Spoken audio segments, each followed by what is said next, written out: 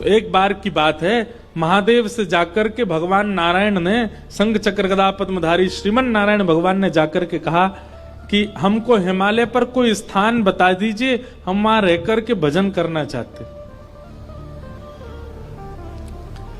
तो महादेव तो भगवान से बहुत प्रेम करते हैं। महादेव बोले कोई तप वप नहीं करना आपको, तप करने के लिए हम बैठे हैं, तप करने के लिए इतने सारे ऋषि जन सब हैं, आप तो प्रेम से विराजो वैकुंठ में, आप तप करेंगे हमको स्वीकार नहीं। महादेव ने मना किया, आप तप नहीं करेंगे, आप तो ऐसे ही बैठे रहो। भगवान ने फिर कहा नहीं नहीं हमको तप करना है, हमको तप के लिए स्थान दो। महादेव फिर बोले भैया आपको तप करने की क्या जरूरत है, आप भगवान हो साक्षात। महादेव ने कोई स्थान प्रदान नहीं किया, पूरा हिमालय महादेव का है, उनकी आज्ञा के बिना कैसे जाएं। भगवान ने बोला कि भाई ये राजी राजी हमको स्थान नहीं देंगे, उनकी गैर राजी में कोई और तरीका अपनाना पड़ेगा स्थान लेने के लिए। तो जहां अभी बद्रीनाथ भगवान बैठे हैं, यहां पर महादेव और पार्वती जी विराजते थे।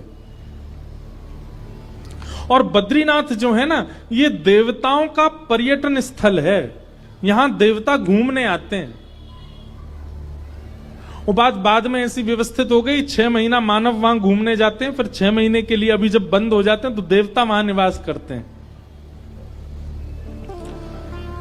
तो देवता वहां घूमने के लिए आते हैं। तो वहीं आपने देखा होगा कि बद्रीनाथ भगवान मंदिर के ठीक नीचे तप्त कुंड है, जहां माइनस टेम्परेचर में भी इतना गर्म जल अपने आप पहाड़ों से आता है कि उसमें लोग स्नान करते हैं तप्त कुंड में। तो महादेव और श्री पार्वती जी नित्य तप्त कुंड में स्नान करने के लिए जाया करते थे ब्रह्म मुहूर्त में। एक दिन महादेव और पार्वती जी दोनों गए तप्त कुंड में स्नान करने, तभी देखा कि नन्हा सा बालक तप्त कुंड के बगल में सोया है। पार्वती जी देख करके घबरा गई। जैसे ही बालक को उठाने गई, महादेव बोले रुक जाओ, ये कोई मायावी बालक लगता है, इतने विशाल पर्वतों के बीच में तप्त कुंड के पास ये नन्हा सा बालक यहां कैसे आ गया? ये कहीं किसी राक्षस की चाल तो नहीं, कोई मायावी क्रिया तो नहीं हो रही है, इसको गोद में मत लेना। परंतु पार्वती जो इतनी करुणा है, इतनी दया है उनके चित्त में, वो बोली आप तो ऐसे ही सोचते रहते हो, अरे नन्हा सा बालक, इतना ठंड पड़ रही है, रो रहा है और आप कह रहे हैं गोद में नहीं उठाऊं। तुरंत पार्वती जी ने गोद में उठा लिया, कंबल में लपेट लिया, बालक को हृदय से लगाया। अरे इतनी रात्रि, इतना ठंड पड़ रही है और ये बालक ऐसे उघारा सा बैठा है। महादेव बोले हमको समझ नहीं आ रहा है, लग रहा है कोई तो गड़बड़ी है। पार्वती जी बोली अब आप सोचते रहो, हम तो, हमारे हृदय का वात्सल्य भाव है, हम तो इस बालक को ऐसे नहीं छोड़ सकते। और पार्वती जी गई और उस बालक को ले जा करके उस स्थान पर बिठा दिए जहां महादेव और पार्वती बैठते हैं।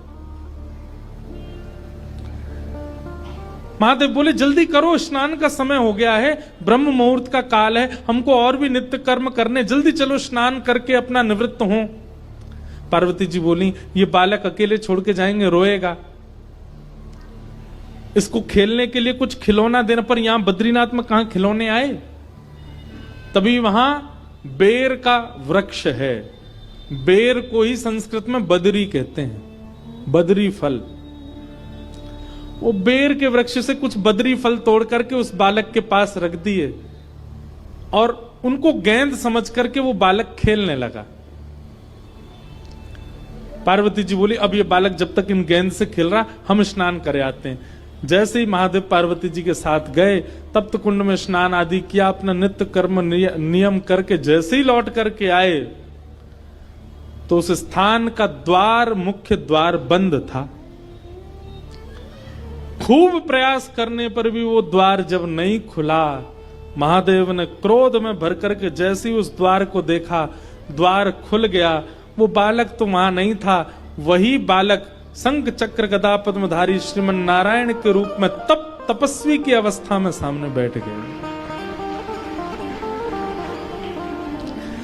महादेव ने जाकर के कहा हमने पहले ही कहा था ये कोई मायावी बालक है, ये कोई सामान्य बालक नहीं है। लेकिन महादेव के नेत्रों में आंसू आ गए और प्रणाम करते हुए कहा श्रीमन नारायण आपको क्या आवश्यकता है तप करने की, आप क्यों तप कर रहे हो? इतना हट क्यों कर रहे हैं आप तप के लिए? ऐसा ऐसा किस चीज की प्राप्ति के लिए, किस भाव की प्राप्ति के लिए आपको तप करना है? तब भगवान नारायण जो बात कहते हैं वो ध्यान से सुनिएगा। भगवान कहते हैं, महादेव, कर्म की पत्नी का नाम है तपस्या। दैत्य हो, चाहे ऋषि हो, चाहे महापुरुष हो, चाहे मानव हो, तप सबने किया। रावण भी तपस्या करने गया था, हिरण्यकश्यप भी तपस्या करने गया था, हिरण्याक्ष भी तप करने गया था, कंस भी तपस्या करने गया था। इसका मतलब क्या है? अन्य युगों में आप कितने भी कर्म कर लो, जब तक आप तप नहीं करोगे आपको कर्म का फल नहीं मिलेगा, क्योंकि कर्म की पत्नी का नाम है तपस्या। बिना तप किए कर्म फल नहीं देता। और कलयुग में लोगों पर इतना समय नहीं है कि वो तपस्या करें, वो तप कर पावे। इसलिए श्रीमन नारायण भगवान कहते हैं, कलिकाल में जन्म लेने वाले हर मानव के नाम का संकल्प लेकर के मैं ही तपस्या में बैठा हूं।